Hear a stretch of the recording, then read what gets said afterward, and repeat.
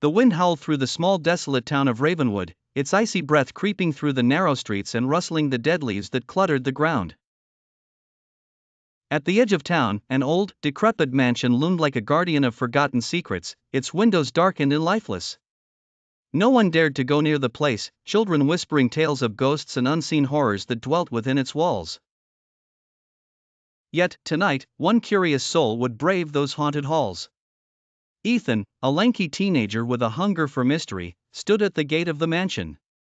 His friends had challenged him to spend one night in the notorious house, and being the fearless soul he was, Ethan couldn't resist.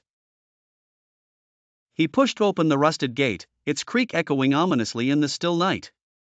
The path to the mansion was overgrown with weeds, adding to the eerie atmosphere. Ethan paused at the front door, a massive wooden structure that seemed to groan under its own weight. He turned the tarnished brass knob and stepped inside. The air inside was thick and stale, as if it hadn't been disturbed in years. Dust particles floated in the dim light cast by his flashlight. He took a hesitant step forward, the floorboards creaking under his weight.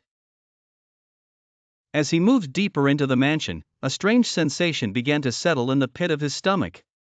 It was as if the house itself was watching him, waiting.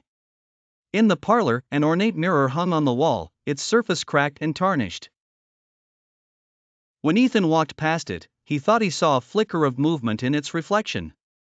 He turned quickly, his flashlight beam cutting through the darkness, but there was nothing there. He took a deep breath and continued exploring, each room more unsettling than the last. In the grand library, rows of dusty books lined the shelves, their spines cracked and titles faded.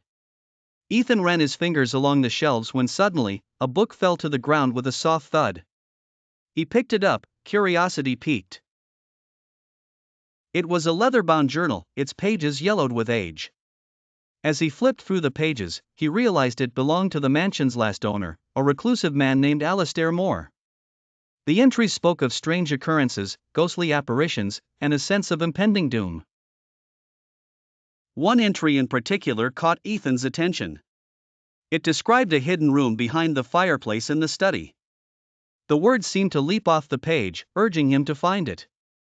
Heart pounding, he made his way to the study, the oppressive silence weighing heavy on his shoulders. He examined